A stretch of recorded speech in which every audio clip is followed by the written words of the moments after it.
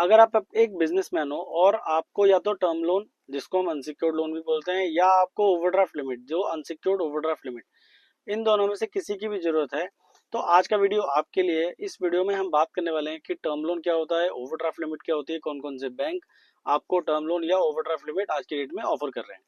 तो video start करते हैं। वीडियो स्टार्ट करने से पहले सभी से रिक्वेस्ट करूंगा कि आप चैनल को सब्सक्राइब जरूर कर दें, क्योंकि इस चैनल पे हम टर्म लोन और ओवरड्राफ्ट लिमिट के बारे में सिर्फ बातें नहीं करते, आपको लोन भी करा के देते हैं। आप स्क्रीन पे दिए नंबरों पे हमें कॉल कर सकते हो, हमारी टीम से डिस्कस कर सकते हो, जो कि आपको हेल्प करते हैं एक अनसिक्योर्ड फंड अरेंज करने में।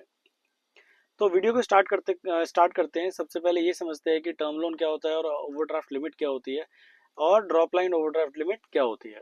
तो टर्म लोन का सिंपल सा मतलब है कि जिस लोन के जब जब आप लोन लेते हैं बैंक से, तो जिस लोन के अगेंस्ट में आपको फिक्स टेन्योर के लिए एक ईएमआई देनी है। फॉर एग्जांपल, मान लीजिए आपने 10 लाख रुपए का लोन लिया और 10 लाख रुपए पे 37 से 38 हजार रुपए की आपने ईएमआई 36 महीने के लिए बनती है। तो 37 हजार रुपए की ईएमआई अगले 36 महीने तक आपको हर महीने एक फिक्स रेट पर देनी है। इसको बोलते हैं अपना टर्म लोन। टर्म लोन में एक फिक्स ईएमआई आपकी बन जाती है, जो हर महीने आपके अकाउंट से कटेगी, इररिस्पेक्टिव ऑफ द फैक्ट कि आप फंड उसको यूज कर रहे हो या नहीं कर रहे हो। आपको फिक्स ईएमआई, प्रिंसिपल और इंटरेस्ट दोनों साथ के साथ देने हैं। 36 महीने या 3 साल में आप डेट फ्री हो जाएंगे, आपके ऊपर कोई कर्जा नहीं रहेगा। इसको बोलते हैं टर्म लोन। अब आते हैं ओवरड्राफ्ट लिमिट पे। तो ओवरड्राफ्ट लिमिट का सिंपल सा मतलब ये होता है कि जिस लोन को जितने टाइम के लिए या जितने दिन के लिए आप यूज करते हो, उसी पे इंटरेस्ट पे करते हो। आपको साल का इंटरेस्ट या महीने का हर दिन का इंटरेस्ट नहीं देना होता। जितना पैसा जितने दिन के लिए यूज करते हो, उसी पे आपको इंटरेस्ट देना होता है। मान लीजिए आपने 10 लाख रुपए की लिमिट ली। मान लीजिए आपने 10 लाख रुपए की लिमिट ली, तो 10 लाख रुपए में से आपने 2 लाख रुपए 2 ही दिन के लिए यूज करे। मान लीजिए 14 और 15 तारीख को आपने 10 लाख रुपए की लिमिट में से 2 लाख रुपए निकाले, तो आपको जो इंटरेस्ट देना है वो 2 दिन का देना है, 14 और 15 तारीख का। पूरे महीने का इंटरेस्ट नहीं देना है। तो ये बेनिफिट होता है ओवरड्राफ्ट लिमिट का। ओवरड्राफ्ट लिमिट में एक फिक्स ओवरड्राफ्ट लिमिट बन जाती है, जिसके अगेंस्ट में आप अपने अकाउंट से कभी भी कितने भी पैसे निकाल सकते हो, और इंटरेस्ट जो है आप उसी अमाउंट पे देते हो जो आप यूज करोगे। अब तीसरा एक ऑप्शन आता है ड्रॉप लाइन ओवरड्राफ्ट लिमिट। तो ड्रॉप लाइन ओवरड्राफ्ट लिमिट क्या है? अभी रिसेंट में नया कॉन्सेप्ट आया है। तो ड्रॉप लाइन ओवरड्राफ्ट लिमिट का सिंपल सा क्या मतलब होता है कि जिसमें ओवरड्राफ्ट लिमिट और टर्म लोन दोनों के बेनिफिट्स इंक्लूड हैं। तो इसको समझते हैं एक एग्जांपल से। मान लीजिए आपने 10 लाख रुपए की एक ड्रॉप लाइन ओवरड्राफ्ट लिमिट आपकी अप्रूव होती है।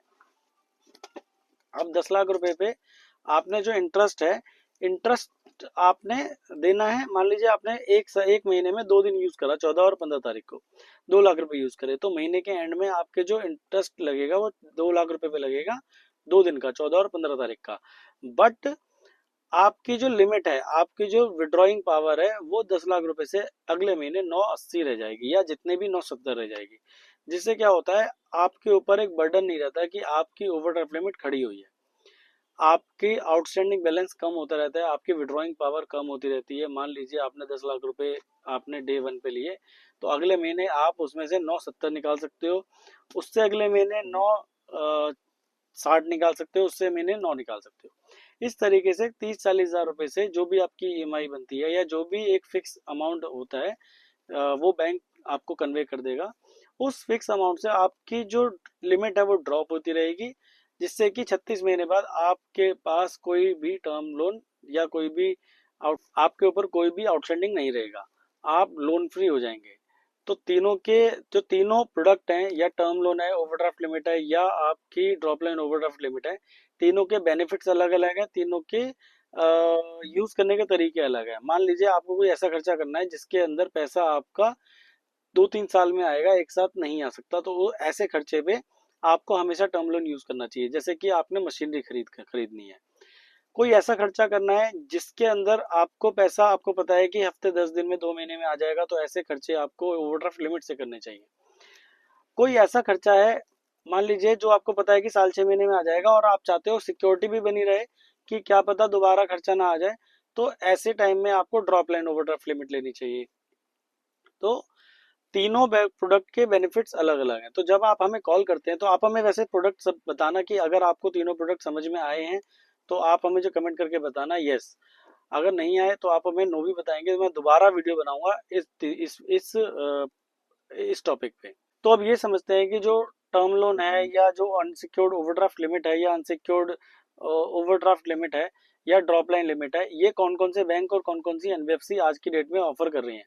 तो अगर हम बैंकों के नाम ले तो एचडीएफसी आपको drop line overdraft limit, axis, ICICI bank, ये सिर्फ दो से तीन बैंक है जो आपको ओवरड्राफ्ट लिमिट और ड्रॉप लाइन ओवरड्राफ्ट लिमिट आपको ऑफर कर रहे हैं। अगर हम एनबीएफसी की बात करें तो टाटा, गोदरेज, बजाज और अपना पूनावाला, ये और आदित्य बिरला, ये 5 एनबीएफसी हैं जो आपको drop line overdraft limit offer कर रही है। अब क्योंकि ये अनसिक्योर्ड है, तो अनसिक्योर्ड में क्या होता है कि अनसिक्योर्ड में आपको जो ओवरड्राफ्ट लिमिट दी जाएगी वो या तो बैंक देगा या एनबीएफसी देगा, दोनों ही केसेस में आपको आपके तीन चीजों के बेस पे दी जाएगी, या तो आपका सिविल, एक आपका सिविल, एक आपकी टर्नओवर, एक आपकी बैंक स्टेटमेंट। सिविल का सिंपल सा मतलब जो लोन आपने आज तक लिए हैं वो कैसे चलाए हैं, वो अच्छे चलाए हैं, बेकार चलाए हैं। 750 से ऊपर का सिविल है तो वो अच्छा माना जाएगा, 750 से नीचे का सिविल है तो वो अच्छा नहीं माना जाता। और उसमें इसका मतलब ये है कि कहीं ना कहीं कोई दिक्कत है। और अगर आपका सिविल 600 से भी नीचे चला जाता है, इसका मतलब ये है कि कहीं ना कहीं आपके सिविल में कोई ना कोई दिक्कत है, आपको उसे रेक्टिफाई करना है। तो अगर आप अपना सिविल भी रेक्टिफाई कराना चाहते हैं तो आप हमें कांटेक्ट कर सकते हैं और हमें व्हाट्सअप या ये कमेंट बॉक्स में भी बता सकते हैं कि मेरा सिविल खराब है, तो आप मुझे प्लीज कांटेक्ट। तो एक आपका सिबिल देखा जाता है, दूसरी आपकी बैंक स्टेटमेंट देखी जाएगी कि आप अपने बैंक स्टेटमेंट में कितने रुपए बैलेंस आप मेंटेन करते हैं, कोई ईएमआई आपकी बाउंस तो नहीं है, कोई चेक बाउंस तो नहीं है, कोई इनवर्ड बाउंसिंग है तो नहीं है, कोई आउटवर्ड बाउंसिंग तो नहीं है, ये देखी जाएगी। थर्ड आपकी टर्नओवर देखी जाएगी कि आप पक्के की टर्नओवर कितनी दिखा रहे हैं। इंडिया में कच्चे और पक्के की दोनों की टर्नओवर होती है, तो कभी भी कच्चे की टर्नओवर, जो आपकी कैश की टर्नओवर है जिस पे आप ना तो जीएसटी फाइल कर रहे हैं ना कोई टैक्स फाइल कर रहे हैं, वो टर्नओवर कभी भी काउंट नहीं होती, ना वो गवर्नमेंट के लिए ना वो बैंक के लिए।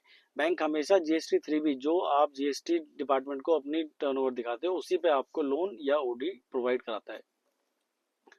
तो आपको क्या करना है, अगर आपको लोन की या ओडी की जरूरत है और आपको अनसिक्योर्ड लोन देख रहे हो क्योंकि कोई प्रॉपर्टी आपके पास है नहीं या अभी नया बिजनेस है, तो आप अनसिक्योर्ड लोन दे सकते हैं। हम 3 लाख रुपए से 2 करोड़, 4 करोड़, 5 करोड़ रुपए तक की फंडिंग अरेंज कराते हैं। मिनिमम टर्नओवर जो हमें चाहिए होती है वो 60-70 लाख रुपए की टर्नओवर एक आपकी मिनिमम होनी चाहिए। इससे कम की टर्नओवर है तो लोन होने में थोड़ी दिक्कत होती है।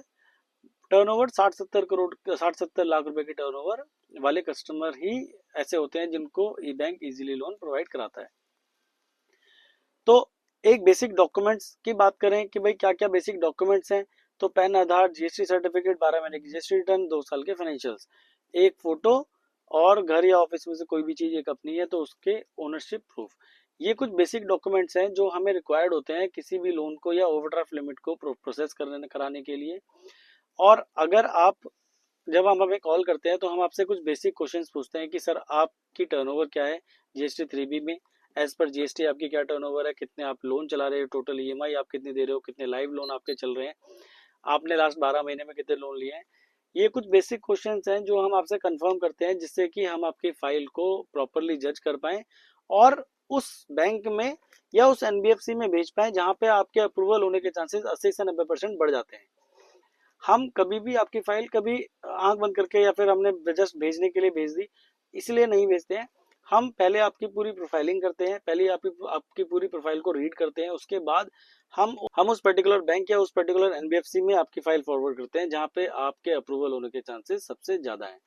अगर हम बैंकों की बात करें, एनबीएफसी की बात करें जो हमारे पैनल पे हैं, तो HDFC, Axis, ICICI, Kotak, Deutsche, Standard Chartered, ये कुछ बैंकों के नाम है जो हमारे पैनल पे हैं। अगर हम एनबीएफसी की बात करें तो टाटा, बजाज, चोला, पूनावाला, पीरामल, ये कुछ एनबीएफसी हैं जो हमारे पैनल पे हैं।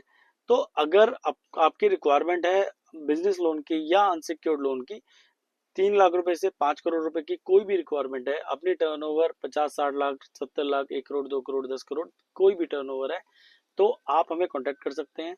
पैन इंडिया सर्विस हमारी अवेलेबल है। आप दिल्ली से हैं, आप मुंबई से हैं, चेन्नई से हैं, कोलकाता से हैं, राजस्थान से हैं, हरियाणा से हैं, उत्तर प्रदेश से हैं, आप किसी भी जिले किसी भी जगह से हैं, हम आपका लोन आपके शहर से ही करा के देंगे। ऑनलाइन प्रोसेस है ऑलमोस्ट सारे बैंकों का।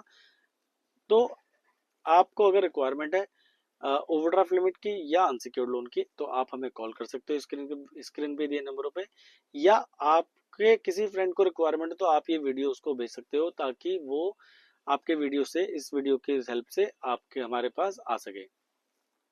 अगर आपको हमारे ये वीडियो पसंद आया हो तो चैनल को सब्सक्राइब, वीडियो को लाइक और वीडियो पे कमेंट करना बिल्कुल ना भूलना, क्योंकि क्या पता आपके इस कमेंट से हमें एक नया आपके किसी फ्रेंड को जरूरत हो और उस तक ये वीडियो पहुंच जाए। बहुत बहुत धन्यवाद। आज के लिए इस वीडियो में इतना ही। कल इसी टाइम इसी चैनल पे दोबारा मिलेंगे एक नए बैंक के साथ, एक नई एनबीएफसी के साथ, जिसके बारे में डिस्कस करेंगे, जहां से आप कैसे लोन ले सकते हो।